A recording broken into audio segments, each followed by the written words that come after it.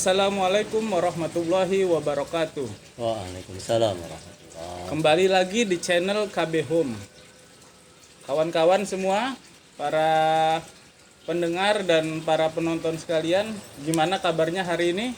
Mudah-mudahan kita selalu dalam keadaan sehat dan dilindungi oleh Allah Subhanahu wa taala. Amin ya rabbal alamin. Amin.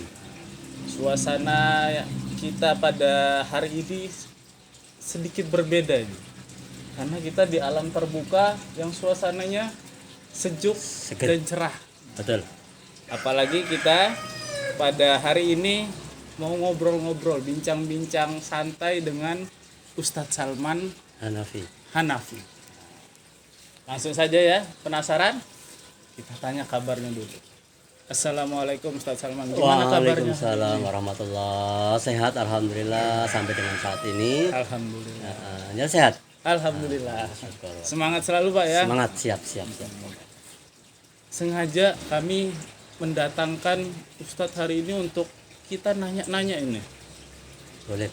Tadi kita Jangan sudah yang sulit-sulit. kita ringan tapi berilmu dan Amin. bermanfaat. Mudah-mudahan ya. Saya mau tanya-tanya, tadi kita sudah janji di awal mau nanya-nanya tentang azan hari ini. Subhanallah ya. Gimana? Langsung saja Pak ya. Iya. Nah, sejak kapan ini belajar azan? Kalau dari Ustadz sendiri. Oke, terima kasih teman-teman semuanya.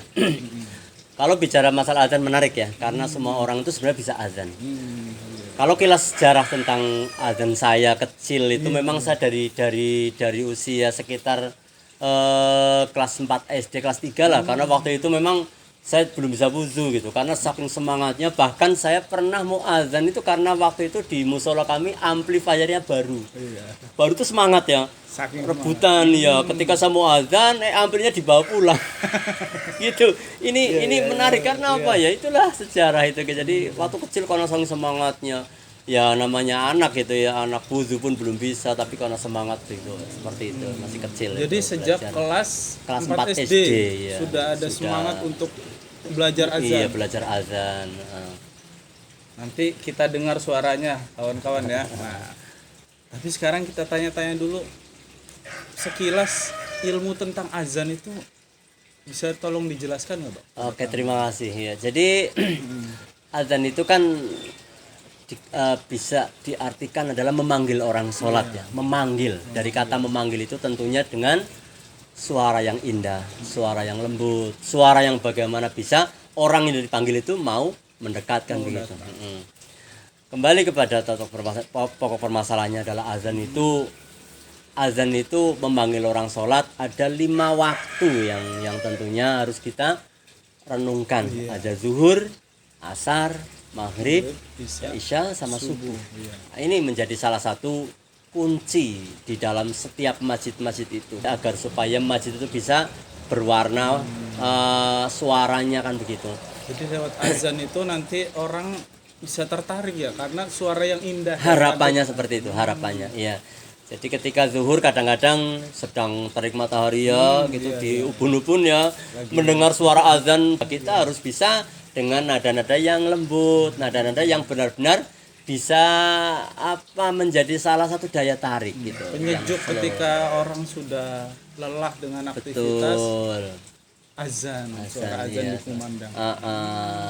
Kebanyakan anak muda lagi kerja kan gitu. Ketika sedang lelah mendengar suara azan datang. Betul.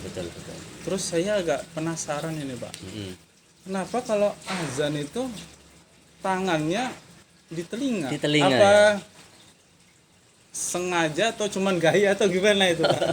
Oke ya teman-teman yang kami banggakan. Jadi gini, ini adalah sebenarnya teknik azan itu sama dengan teknik tilawah. Banyak seorang qori baik di tingkat nasional, internasional itu menutup telinga ketika nada tinggi. Ini setelah ditelusuri, suara itu pasti ketika diangkat dengan nada tinggi atau keras itu memerlukan keseimbangan. Keseimbangan dengan apa? Dengan telinga. Karena telinga pasti memiliki organ namanya gendang. Ini akan menahan ketika suara itu sedang kencang. makanya ditutup. Akan pertama sakit, ini pasti akan sakit. Telinganya sakit. Sakit. Oh. Kemudian yang kedua akan menjadi penguat ketika ini ditutup. Coba aja Mas, jadi tutup ini kan beda kan gitu, ya kan begitu. Jadi nada tinggi, nada tingginya akan maksimal seperti itu sebenarnya. Jadi bukan hanya sekedar gaya ya. Bukan. Ada fungsinya Ada ya. fungsinya, ya ada fungsinya. Saya emang agak penasaran makanya kenapa orang azan ditutup. Ditutup, iya. Boleh nggak Pak kasih tahu sedikit teknik caranya azan untuk terutama yang kami pemula ini yang belum mungkin ilmunya belum tahu cara azan, tekniknya gimana? Oke. Teknik azan variasi atau teknis dari segi apa? Apa ya?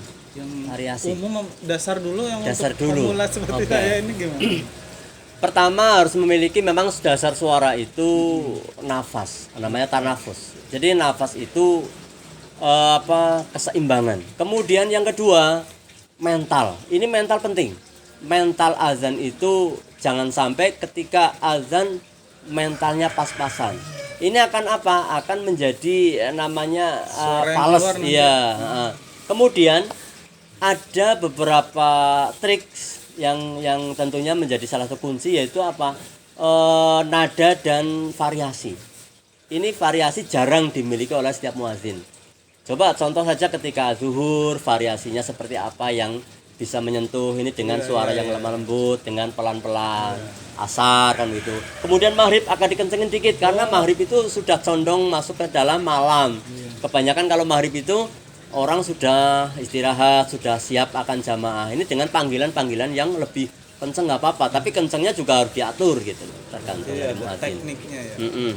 Boleh minta contohnya sedikit Oke, nggak, ya. Bu? Biar teman-teman dan kita semua ini tahu. Siap ya. Ya, contoh aja yang misalkan maghrib itu ya. Iya. Jadi kalau zuhur asar sih biasanya orang tua ya.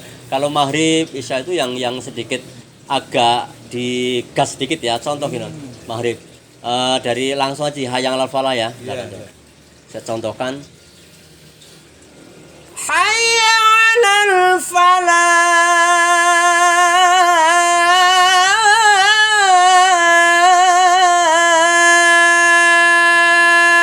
Karena apa? Ini kencang pun nggak apa-apa karena sudah masuk suasana yang siap, yang sudah istirahat, orang siap akan jamaah. Suasana menjelang malam. Yang malam.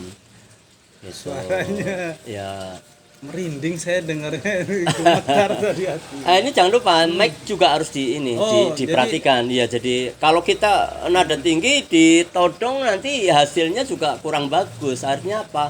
Di membrannya ataupun di suara pengeras suaranya akan kelihatan pecah itu. Harus jadi diatur mic-nya. Mic ini juga pengaruh untuk nanti muncul suaranya seperti apa. Betul. Makanya itu seorang muadzin harus bisa menguasai kekuatan toa itu sekeras apa. Ini penting gitu loh. Jangan asal-asalan kan asal bunyi. Asal bunyi nanti keluarnya ya Nggak tahu seperti apa, kita harus perhitungan kita harus cermat gitu. terakhir nih Pak. Ya. Namanya seorang muadzin kan perlu ini menjaga suaranya supaya tetap konsisten. Oke. Ada tipsnya nggak Pak untuk menjaga suara supaya tetap baik?